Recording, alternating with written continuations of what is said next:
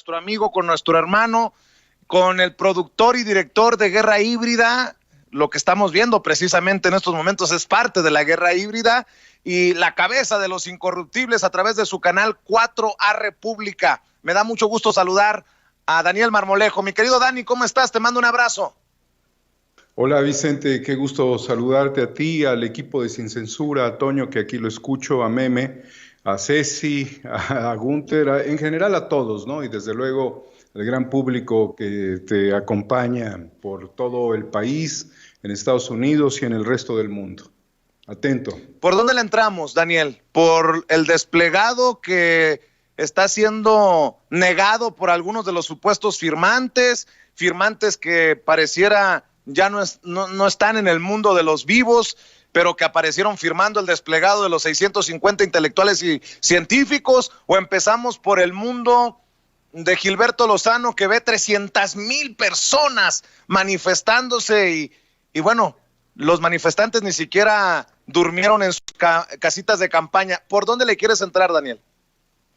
Pues comencemos por, si gustas, querido Vicente, por el tema de los supuestos intelectuales, supuestos seres vivos, pero todos los que viven de alguna manera están corporativizados. Si quieres, por allí podemos empezar, porque, bueno, hemos dado respuesta en ocasión anterior en Sin Censura Nocturno sobre toda esta configuración de personajes que se ha logrado sintetizar bastante en muy corto plazo y se ha logrado desmontar por la ciudadanía y también por analistas como el politólogo Nader y por muchos otros quienes se dedicaron a investigar desde un principio, y también tuviste tú a otro personaje que analizó que había muertos académicos que dicen yo no suscribí esa lista y quiero que me eliminen de esa lista.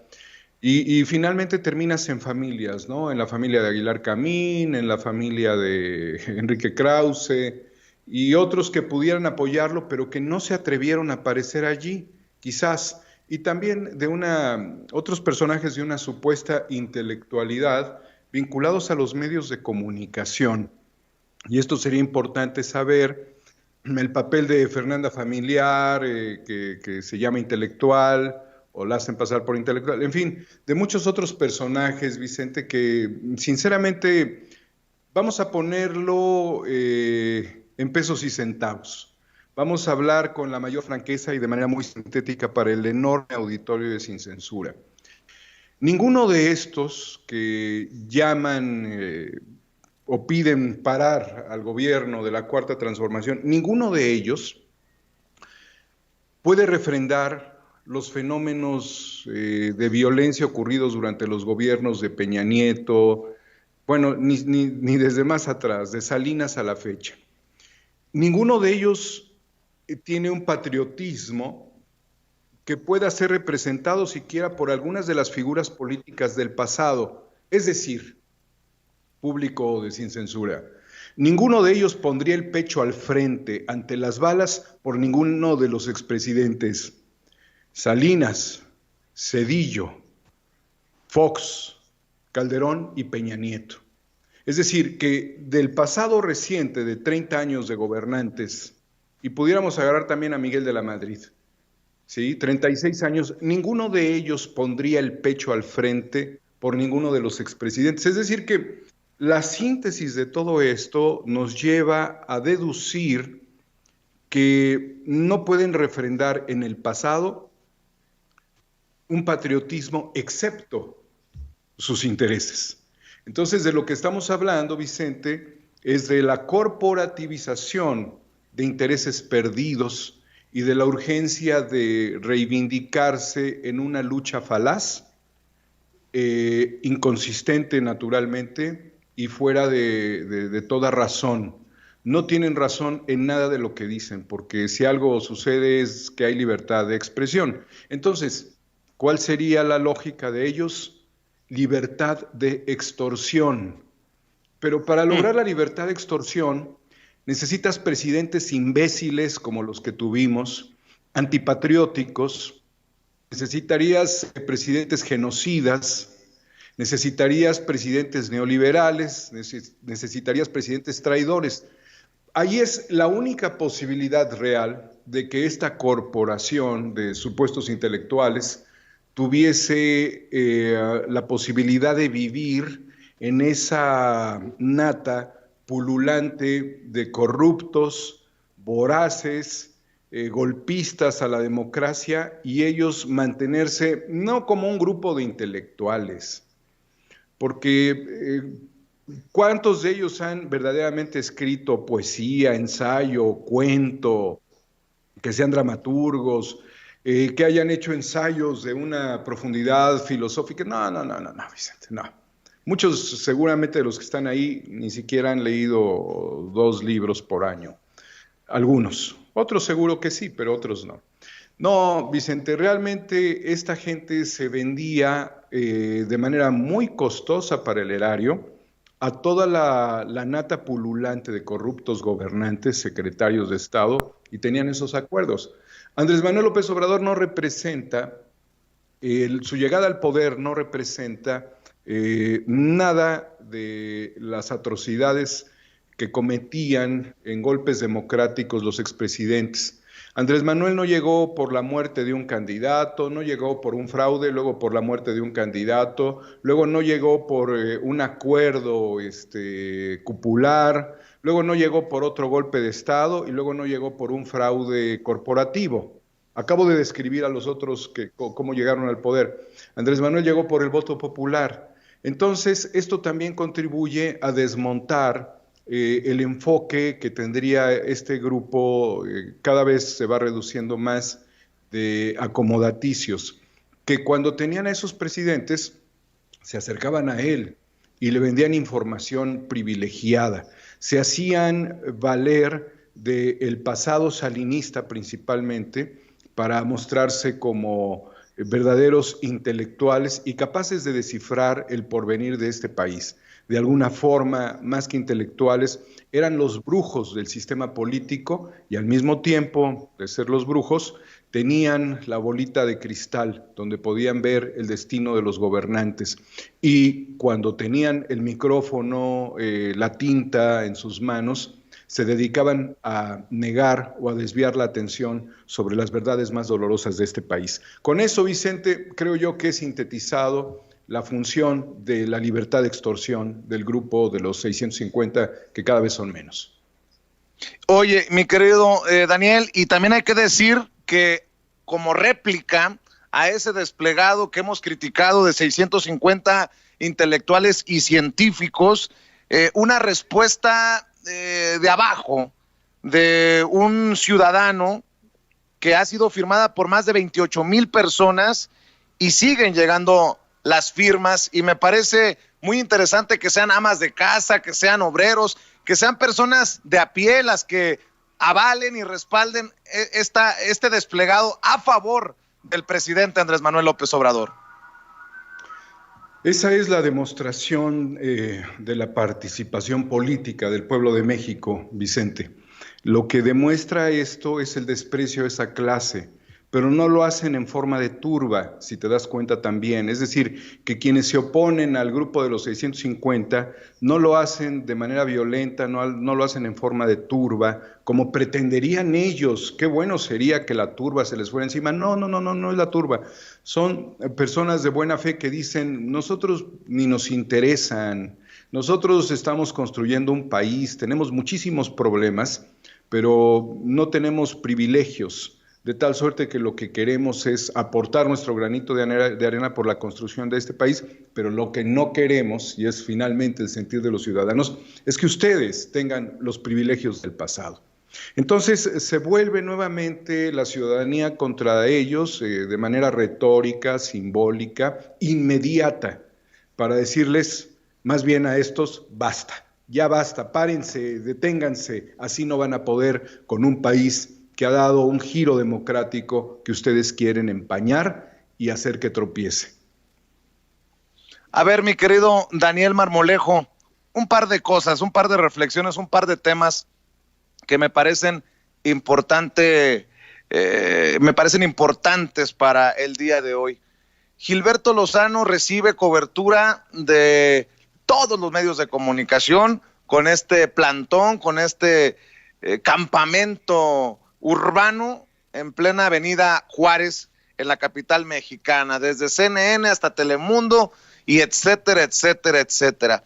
Yo pregunto, ¿los colegas tendrían el cuidado de cuestionar las declaraciones de Gilberto Lozano y de los miembros de Frena? Porque a nuestro Rafa Herrera, a nuestro corresponsal Rafa Herrera, tuvo la osadía Gilberto Lozano de decir que ellos contabilizaban 300,000 personas. Pues yo la verdad creía que era un señalamiento muy débil, eso de que tenía problemas de la realidad y hasta de la cabeza Gilberto Lozano, pero yo no sé en qué realidad viva Gilberto Lozano para decir que había 300,000 manifestantes. Primero la mentira, Vicente. Este hombre está utilizando la mentira, pero detrás de él hay una estrategia. Evidentemente los medios estarían acompañándolo, porque para los medios es motivo de golpear al gobierno. Son medios golpistas. Hace pocos días salió en Twitter una opinión, un mensaje de alguien que decía sí al periodismo y no al golpismo. Entonces, lo primero sería ya disgregar. Necesitamos marcar una franja que divida el periodismo del golpismo. Y naturalmente los medios que están siguiéndole la pista a Lozano para alentar, porque lo que están haciendo los medios no es evidenciar la realidad sobre las tiendas de campaña vacías, no es evidenciar la verdad sobre la actitud delirante de este personaje. O sea, tan delirante fue Juanito el de Iztapalapa como delirante es Gilberto Lozano. En sus propios márgenes de megalomanía son igual de delirantes los dos. La cuestión está en que mientras más medios vayan, quienes están allí y puedan tener el uso de la palabra y demás, o vean al líder, al supuesto líder hablando, van a sentir un orgullo, pero es un falso orgullo, Vicente. Y ahora veamos por qué y qué está detrás. Detrás de ellos está la promoción antichavista de un personaje que ya murió en México. Está la promoción de Venezuela, para México-Venezuela 2.0, ¿no? Realmente ellos se están enfocando específicamente en vapulear o intentar vapulear al gobierno de Andrés Manuel López Obrador de la Cuarta Transformación con la venezualización del país. No es una novedad esto, Vicente, y esto exactamente está sucediendo en Argentina. En Argentina están dando ahorita el golpe económico. Al menos 5 personas se han dedicado a la compra masiva de dólares. Entonces, la idea es generar un desequilibrio en la banca central en Argentina en este momento, y el gobierno, para evitar más esto, quedándose ya sin dólares, pues restringe la compra-venta de dólares. Pero ya le dieron un golpe al mercado, ¿sí? Al mercado en general, a toda la economía le están dando un golpe con la compra masiva de dólares porque están golpeando el peso argentino. ¿Por qué tocamos estos temas? Porque están corriendo en paralelo el golpe blando en Argentina y el intento de golpe blando en México. Vienen exactamente en paralelo. Por eso no es de extrañarse, primero, ni que los medios de comunicación estén presentes y que se constituyan en el Ministerio de Propaganda de Frena. Fíjate lo que te estoy diciendo. Todos los medios que están allí, para no decir la verdad, forman parte del Ministerio de Propaganda de Frena. Pero Frena es poca cosa, la verdad, Frena no es significativo, se evidencia su pequeñez, se evidencia el infantilismo de su líder, que es un líder que ni siquiera puede soportar una batalla de un día, ¿no? Pero hay más cosas detrás, que sería la incursión de personajes extranjeros dentro de este movimiento. Pero la idea es poder ponerle leña a este fuego que con un poquito de lluvia se apaga. ¿Qué hay detrás, Vicente? ¿Cuáles son los paralelismos entre la Carta de los 650 reduciéndose todos los días? ¿Qué hay de paralelismo con la marcha de Frena? ¿Qué hay de paralelismo con la situación de Felipe Calderón? ¿Qué hay de paralelismo con la promoción de los jóvenes? Hazme favor, pidiendo Pedro Ferriz a los jóvenes, por favor, deja de ser huevón, Pedro Ferriz, párate al frente. El presidente además ya te invitó y te garantizó que te va a dar seguridad a ti y a los que quieran. Deja de arengar por los que no representas. Tú no representas a la juventud, Pedro Ferriz de Con. Es inviable que un personaje en el ostracismo de fuera de México quiera arengar a los jóvenes a qué, a lo que tú no te atreves a hacer. Vuélvete un antorchista, acércate a las tiendas de campaña, métete en una, permanece 6 meses. Lo mínimo que vas a ganar en un mes, naturalmente, como muchos de los que estuvieron en el plantón de Reforma y del Zócalo, fue sarna en la piel, porque fue mucho el desgaste que tuvo esa gente. Por eso la gente está defendiendo la democracia en México. Pero ¿qué pasa, Vicente? ¿Qué pasa en todo esto? Vicente, lo que está pasando es que es la promoción de una revolución de color en América Latina, que tuvo un efecto naturalmente en Bolivia, que tuvo el efecto lawfare en Brasil, en donde ya los personajes que impulsaron el golpe contra Dilma están en prisión ahora mismo en la operación Lavallato.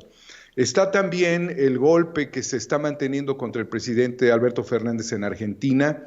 Está el lawfare contra el presidente de Ecuador, Correa, y está lo que se pretende hacer contra Andrés Manuel López Obrador. Ahora, esto es ya importante. Yo sí le voy a hablar a los jóvenes, y le voy a hablar a las mamás de los jóvenes y a las señoras que están desorientadas. Pongan mucha atención en esto. Se está utilizando la religión. Como el sustento ideológico de este grupo es verdaderamente insignificante, ellos necesitan a la religión y están poniendo a la gente arrodillada a orar en la Avenida Juárez, como si viniera un cataclismo sobre de ellos, o como si después de la elección de julio del 2018 vivieran un escenario posapocalíptico. Nada que ver con la realidad. Levántense, no se arrodillen porque los están utilizando la fe de muchas personas, porque los que están detrás de ustedes, que están promoviendo el movimiento de fe, son personas sin alma, sin patria y sin fe. Son grupos de intereses económicos. Eso queda demostrado en Teología sin Dios, en donde estudio los mecanismos de estos grupos para someter psicológicamente mediante adoctrinamientos. ¿Qué pasa cuando la gente se pone de rodillas? Los de atrás se están burlando de ustedes, porque están viendo la domesticación a través de la fe, cuando los verdaderos intereses que están detrás de ellos es el presupuesto de la federación, no es un espacio en el más allá. La religión, entremos rápidamente, el terreno de la fe es válido para el buen actuar de las personas, pero la política no es la salvación del hombre. La política es construir puentes, hacer hospitales, ayudar al que menos tiene. La salvación está en el más allá y el ámbito religioso tiene su propio espacio. Que haya una necesidad de espiritualizar todos los espacios de la convivencia, eso está muy bien, bajo cualquier precepto de buena fe y de convivencia. Pero ellos además, con el uso de la religión, lo que están promoviendo es una lucha idiosincrásica para decir, es que nosotros tenemos la fe, nosotros tenemos a Dios de nuestro lado, y Andrés Manuel no tiene la fe, no tiene a Dios. Oye, Daniel. Y es comunismo, es comunismo. Oye, Daniel. La pugna idiosincrásica, finalmente, querido Vicente, es un arma fundamental en las revoluciones de color. Pero qué hipocresía, porque los comentócratas, cuando el presidente gritó, ¡viva el amor al prójimo! en el grito de independencia que todos presenciamos ahí en Palacio Nacional, se le fueron encima. ¿Dónde está la laicidad? Bueno, alguien por favor podría hablar de cómo estos personajes están rezando el Padre Nuestro, llevan a la imagen de la Virgen de Guadalupe, están rezando el rosario para después mentar madres y decir que odian al comunista. Es una gran hipocresía desde este uso que nos estás señalando tú de la religión y de las creencias. Mira, Vicente, si la gente quisiera ir a los pasajes bíblicos y a ese acto ritual que significó la última cena, sin hablar de el que esté libre de pecado que arroje la primera piedra, que es un antecedente de todo ello, realmente la convivencia fue fraterna, incluso hasta con el traidor. Y la mesa fue una mesa común. Yo creo que no existe un espacio más común que es el compartir el pan entre las familias y entre las personas. Entonces, si es común, si es permanente, pues es el cristianismo, lo más cercano al comunismo, donde lo único que se despreciaba era al que utilizaba la fe para mercadear. Entonces llegaríamos en este momento a un contexto de entendimiento de que muchas de las personas que están allí, de acuerdo al enfoque filosófico de Jean-Paul Sartre, serían sujetos sujetados. Levántense, por favor, no hay ningún cataclismo enfrente de ustedes. Eviten mancillar la figura presidencial, se ganó en un proceso democrático. ¿Saben a qué le tienen miedo sus líderes, señores de Frena, señores pro-calderonistas? Le tienen miedo a la comprobación, querido Vicente, de que en la consulta pública para el mandato presidencial, Andrés Manuel López Obrador salga victorioso. Porque finalmente esta herramienta que pudiera servirles para cambiar al presidente si no funciona, va a llegar a una conjetura de que sería muy poderosa la aprobación de López Obrador, independientemente de las circunstancias, muy poderosa. Lo mismo recorre Oaxaca que Reynosa, aunque haya una oposición muy fuerte, radicalizada en Reynosa, de gente que no está pensando realmente en la política, sino en el clasismo. Entonces, si México supera el fanatismo religioso de los utilitaristas, de los hipócritas, si México supera el clasismo y si México supera el racismo, vamos a ser la gran potencia mundial. ¿Qué representan estos movimientos de choque que estarían promoviendo el golpe contra Andrés Manuel López Obrador? Son clasistas, son racistas, ¿sí? Y desde luego son utilitaristas. Y todo esto cae dentro de esta hipocresía, como tú lo señalas de manera muy, muy contundente. He leído notas, Vicente, donde están llamando nuevamente, ¡ay, qué añoranzas las manifestaciones de las feministas en marzo! Todo eso es prácticamente un apalancamiento desde el exterior para promover la revolución de color. Pero hay una cosa final con la que quisiera yo cerrar, querido Vicente, para darle el espacio a más invitados tuyos. No es lo mismo el ejército en Argentina, el ejército en Brasil, el ejército en Paraguay, no es lo mismo el ejército en Chile que el ejército mexicano. No son los mismos ejércitos. Los de allá vienen de la herencia colonial, de la herencia española de las conquistas, de ser familias patricias, como quisieran los de Frena, de ser estirpes bajo dos intereses. Hubieron dos acuerdos fundamentales en la construcción de estos modelos: religión y ejército. Y en las familias de aquellos años era muy importante tener a un familiar en el ejército y a un familiar en la iglesia. Se consolidaron las familias patricias, tomaron el control tanto de la iglesia como de los ejércitos. México es totalmente diferente. La Revolución Mexicana, con todos los asegúnes que son un montón, es producto, Vicente, de una lucha popular auténtica propia, nuestra. No fue importada como las revoluciones de color de frena y de los medios de comunicación, la guerra híbrida, los golpes blandos. No, es auténtica. Entonces, querido Vicente, el punto final de esto es cuando intenten socavar a la figura presidencial, aguas, aguas, Vicente, queda demostrado, está el ejército mexicano. Se acabó, ya no tengo más que decir. Ese es el punto final crítico a todos estos promotores del golpe, aún con la participación de Estados Unidos, que no es de dudar. Ahí está incluso el intento de envenenamiento a Donald Trump en estos días, que fue controlado por los servicios secretos de la Casa Blanca. Pero aguas, en México hay algo mucho más poderoso que los movimientos que esta gente está promoviendo, y es el ejército, Vicente. Mi querido Daniel, ayúdame con la reflexión para cerrar, si no quiero abusar de tu tiempo, ni mucho menos, pero es que hace unos minutos Ricky Riquín Canallín, y grábenos, don David, por favor, Ricky Riquín Canallín, alias Ricardo Anaya en el bajo mundo del panismo, anunció su regreso a la vida pública.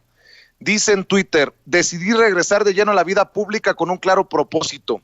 Quiero ayudar a construir un mejor futuro para México. Y comparte un video. ¿Lo podemos ver juntos, mi querido Daniel? Adelante, Vicente, por favor. Escuchemos qué dice Ricky Riquín Canallín.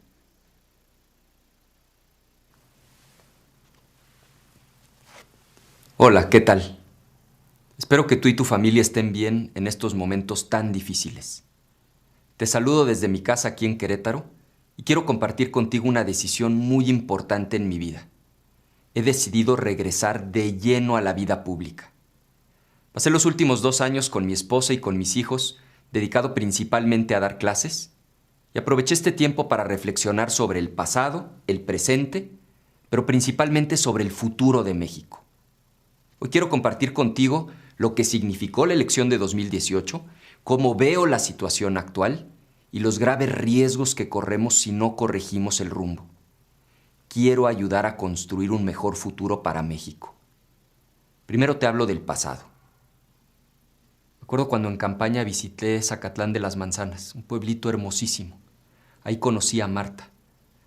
Cuando estaba cargando a su hijita, le decía mi peloncita. Y me impactó muchísimo la fuerza con la que estaba enfrentando su diagnóstico de cáncer. Y me contó con muchísima ilusión que estaba a punto de abrir un pequeño negocio de recorridos turísticos. Y es que cuando recorres el país de punta a punta, logras un aprendizaje que duele. Duele porque te hace desear con toda el alma que las cosas cambien, que millones de niñas y niños tengan oportunidades reales para salir adelante. Perder una elección fue un trago amargo, pero también fue una oportunidad para madurar y para poner a prueba mi carácter. Al final la vida es eso, caer y levantarse, seguir adelante, superarse. Y sé que cometí muchos errores en la campaña, pero también tengo la convicción de que le puse todo mi corazón y mi esfuerzo. Me alejé de la política porque creí que era correcto darle espacio a quien ganó la elección. Pero la misma razón que me llevó a alejarme, ahora me trae de regreso. Y eso me lleva a hablar del presente. Porque frente a los enormes problemas que se están acumulando y ante la falta de soluciones, creo que lo correcto es estar presente. O sea, sí señalar el desastre, pero sobre todo participar, ayudar a remediarlo. Y es que el desastre con el gobierno de López Obrador es evidente. Es la economía. Aún antes de la pandemia del coronavirus, México tuvo su peor desempeño en una década. ¿Ve la inseguridad? El número de homicidios, con datos del propio gobierno, es el más alto desde que existen registros hace más de 20 años. ¿Ve la corrupción? Con este cuento de que el presidente es honesto, la corrupción se tolera en el círculo cercano de López Obrador. Y ve el manejo de la pandemia. Frente a la peor crisis de salud y económica de nuestra generación, el manejo ha sido un desastre. O sea, ¿cómo se atreven a decirnos que vamos bien cuando México es el 4.º país de todo el mundo en el que más personas han perdido la vida? Y ve la política energética. Todos sabemos que es urgente detener el daño que le estamos ocasionando al planeta. Pero en México vamos en sentido contrario. El gobierno canceló el uso de energías limpias para generar electricidad, promoviendo que la electricidad se produzca quemando combustóleo, o sea, el subproducto más contaminante del petróleo. Entonces, frente a este desastre, la pregunta que aparece en todas las conversaciones sobre los problemas de México es ¿qué vamos a hacer? Yo creo que la respuesta está en el 21 y en el 24. La primera oportunidad para enderezar el rumbo la tenemos en menos de 9 meses, con las elecciones de 2021. Como dijo Francisco I. Madero, siempre es peligroso para los pueblos dejar todo el poder en manos de un solo hombre. Y luego en 2024, como cada 6 años, el reloj de la democracia va a volver a marcar la hora de la elección presidencial. Pero aquí viene lo más importante. Para enderezar el camino, no basta con estar criticando al gobierno de aquí al 2024. Más que oponer, el reto es proponer. O sea, no basta con alzar la voz y cuestionar al presidente. Tenemos que demostrar que nosotros lo podemos hacer mejor. O sea, si el camino trazado por esta supuesta cuarta transformación no lleva a ninguna parte, ¿cuál ofrecemos nosotros como alternativa? Yo llevo muchos meses pensando en todo esto. Para ordenar mis ideas y para poder transmitirlas con más claridad, decidí escribir un libro. Durante las próximas 12 semanas voy a estar presentando un video relacionado con cada uno de los 12 capítulos del libro. Quiero compartir contigo mi visión sobre algunos de los principales problemas que México enfrenta. Quiero explicar mis propuestas específicas para que las cosas mejoren. Y a lo largo de cada semana, me gustaría estar interactuando contigo a través de distintas plataformas para compartir ideas, para escucharte, para dialogar sobre temas que son importantes para todas y todos nosotros. Por supuesto, en cuanto la pandemia lo permita, quiero recorrer toda la República Mexicana. Quiero ir a las universidades, a las colonias y a las comunidades para platicar contigo. Siendo muy realista, sé que es probable que el gobierno intensifique los ataques en mi contra, tal y como lo hizo el gobierno anterior. Pero eso es lo de menos. ¿Sabes por qué? Porque los ataques hacia mí no se comparan con lo que te están haciendo a ti, a tu economía, a la salud de tu familia, al futuro de tus hijos y a la democracia de nuestro país. ¿Te acuerdas que al principio te comenté de mi visita a Zacatlán de las Manzanas, donde conocí a Marta? Pues la valentía con la que enfrentaba el cáncer de su hijita hoy es desesperación por la falta de medicinas, debido a las malas decisiones del gobierno. Y la ilusión que tenía por su negocio de recorridos turísticos se convirtió en angustia y frustración. Lo tuvo que cerrar por la pandemia y la falta de apoyo del gobierno. Vivimos momentos muy difíciles, pero México es mucho más grande que sus problemas. Yo tengo esperanza en que las cosas sí pueden mejorar. Estoy convencido de que puedes estar mejor. Y acuérdate que cuando la esperanza se vuelve invencible, la victoria final está asegurada. Vamos a salir adelante. Nos vemos pronto. Bueno, debo de decir que no solamente esto significa un arranque de campaña de Ricardo Anaya rumbo al 2024, sino que demuestra el grave momento que atraviesa la oposición. No hay de dónde agarrar. Revivan a Ricardo Anaya, a Ricky Riquín Canallín, quien raya en lo grosero, en lo sinvergüenza al hablar de corrupción cuando él está señalado en las declaraciones de Emilio Lozoya de haber recibido sobornos para el voto de la reforma energética. Mi querido Daniel Marmolejo, escucho tu reflexión, tu opinión. Francisco Arroyo Vieira era el presidente de la Cámara durante el periodo de las reformas y después le pasa la estafeta a Ricardo Anaya Cortés, Vicente. Si tan solo Francisco Arroyo Vieira lavó $3 millones en la banca privada de Andorra, imagínate las operaciones fraudulentas que hizo recibiendo dinero y ahora tratando de descalificar a Emilio Lozoya. Es importante señalar, querido Vicente, que Salvador Cosío Gaona es un notario público que señala a Ricardo Anaya por la fabricación de actas con la firma del notario para hacer el chantaje de la operación comercial de las bodegas, que fue un tema que salió durante su candidatura, durante el proceso electoral del 2018. Hay un proceso que se estaría siguiendo en donde llamarían a Ricardo Anaya, imagínate nada más, fabricar escrituras chuecas, Vicente.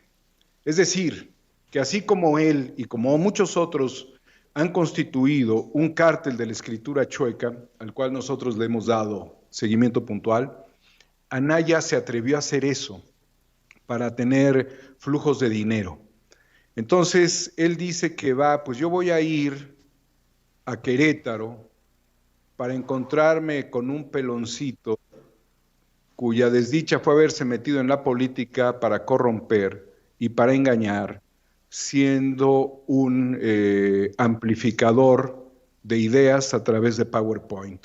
Pero en el fondo es igual de mafioso que el resto. Madame Kika, todos decían, ya córtale, Ceci, quítalo, Ceci. Mejor veamos a Sin Censura, a Los Incorruptibles, a Meme, veamos otros medios, querido Vicente. Yo no sé quién puede verdaderamente poner la fe en este otro engañabobos que está jugando en un paralelismo. Mira, entre todos no se hace uno. Esa es la realidad, pero todos salen al unísono. Mientras el presidente ayer fue a ver el avance de obras en Morelos, en Puebla, por los sismos, estos están saliendo a poner tiendas de campaña sin gente y a salir con supuesta melancolía, que es una vil propaganda chafa. O sea, realmente un personaje como Anaya es un personaje chafa, es una nata, es lo único que tiene, se rompe con mucha facilidad. Todos los que le den un voto de valor y de atención a este sujeto realmente están perdiendo el tiempo. Yo por eso, Vicente, me puse mi playera antifrena, mira. Aquí todos los rayos que lanzan estos se les rebotan, incluyendo al engañabobos de Anaya, a todos estos sátrapas, ¿sí? Aquí la patria no se vende, se ama y se defiende. Y eso quedó implícito desde que le criticaban el Fobapro a Cedillo. Y nosotros estamos en una línea de la justicia, de la transformación y de la paz. Quien quiera invertir su tiempo en Anaya, pues está en su libre derecho. Pero la verdad, este es un personaje, es una bala perdida, que está viendo cómo se reinserta. Pero aquí en el chat dicen, se le acabó la lana. Así es, mi querido Daniel. Y mi querido Toño, tú cierras este segmento con tu opinión, porque me imagino que se te queman las habas. Primero saludo con mucho gusto a Daniel Marmolejo, qué buenos comentarios, siempre muy, muy puntuales. Mi opinión sobre lo que está planteando Riquín Canallín, Ricardo Anaya, frankly, insulting and unacceptable, o como dice él, frankly, insulting and unacceptable. Pero bueno, el punto aquí es, quiero, compañeros, cuestionar con ustedes esta estrategia que tiene Ricardo Anaya en todo caso. Esta estrategia en la que le está copiando pues todo el panorama a Andrés Manuel López Obrador. ¿Se fijaron cuántas veces dijo la palabra esperanza? ¿Se fijaron cómo es que asegura que va a estar viajando por México, por varios puntos de México? ¿Quién acuña la frase de la esperanza para su movimiento político? Andrés Manuel López Obrador. ¿Quién ha verdaderamente estado en todos los rincones de México? Andrés Manuel López Obrador. Vicente Serrano no se equivoca, mi querido Daniel, mi querido Vicente, público consentidor. No se equivoca en pensar que este sujeto lo que está buscando es la presidencia una vez más y va a intentar ser como que el nuevo Andrés Manuel López Obrador, el que viene desde la oposición y etcétera, pero no lo va a conseguir hoy que está señalado por Emilio Lozoya Austin, que está señalado de incluso tener sus llegues con el gobernador de Querétaro, Pancho Domínguez, porque no se sabe quién es más corrupto, si uno o el otro. Y él ya lo sabe, ¿no? Se lo plantea así a sus seguidores. Seguramente van a venir más ataques de este gobierno. No no se confunda Ricardo Anaya, que no se confunda de ninguna forma. Se le van a estar presentando una serie de pruebas con investigaciones periodísticas, con todo el rigor. Así que no se vaya usted con la finta de que a lo mejor son cuestiones gubernamentales en contra de Ricardo Anaya. No, señoras y señores, el señor tiene mucha cola que le pisen. Bien dicho, mi querido Toño, mi querido Daniel Marmolejo, mi querido Dani, nos despedimos invitando a la gente a tus espacios, a tus plataformas, y después nos dices dónde nos compramos una de esas camisetas para rechazar toda esa mala vibra y toda esa basura. Sí, querido Vicente, bueno, pues estamos en Homo Ex Novo en Twitter, en Los Incorruptibles, en Guerra Híbrida. Recuerden que en los 3 capítulos de Guerra Híbrida que corren se anticipa todo este tema de las tormentas de guerra híbrida que estarían promoviendo estos grupos, pero también con eso se expresa la fuerza y convicciones del pueblo de México. Y bueno, esta playera, ¿qué te puedo decir? Le voy a hacer publicidad, búsquenlas o ármenlas o entinten sus playeras con serigrafía. Es de una marca mexicana, creo que se llama Ai Weiwei. La marca pues ¡ay, güey! ¡Ay, güey! Pues ¡ay, güey! Mi querido Daniel Marmolejo. Oye, ahora que los desenfrenados están en sus casitas de campaña, esta semana sí tenemos que hacer realidad los 3 capítulos de Guerra Híbrida a través del canal de Sin Censura TV y de Sin Censura Media. Mi querido Daniel, me he hecho ese compromiso, discúlpame que he andado viajando como loco, pero ya es momento de que la gente se dé cuenta que lo que les has propuesto desde hace meses es lo que estamos viendo hoy en nuestra realidad. Por lo pronto, te mando un abrazo, mi querido Daniel, y muchas gracias por tus reflexiones. Gracias a todos, querido Vicente, y vamos a seguir salvando la patria, porque nos llama a todos a restablecer las cadenas productivas, las cadenas de valor, darle a los jóvenes, a las nuevas generaciones, mucha más certidumbre sobre el futuro de México, para que ellos sigan amando, respetando este país, a las instituciones y a la figura más emblemática. Oye, qué desgarradora, ahora que recordabas el grito del presidente, ¿no? Cuando se le desgarra la voz, se le desgarra la voz, clamando por el porvenir, por la confianza que debemos de tener en el porvenir. Un hombre que ha decidido echarse a la patria al hombro y que debemos de apoyar, es nuestra única oportunidad. Querido Vicente, muchas gracias a ti y a todo el equipo de Sin Censura. Claro que sí, mi querido Daniel, un abrazote, estamos al pendiente. Daniel Marmolejo tiene su canal de YouTube, apóyelo, suscríbase, 4A de Cuarta República, 4A República, así lo encuentra en YouTube, y obviamente para nosotros es un deleite, un honor tenerlo en estos espacios libres como el viento.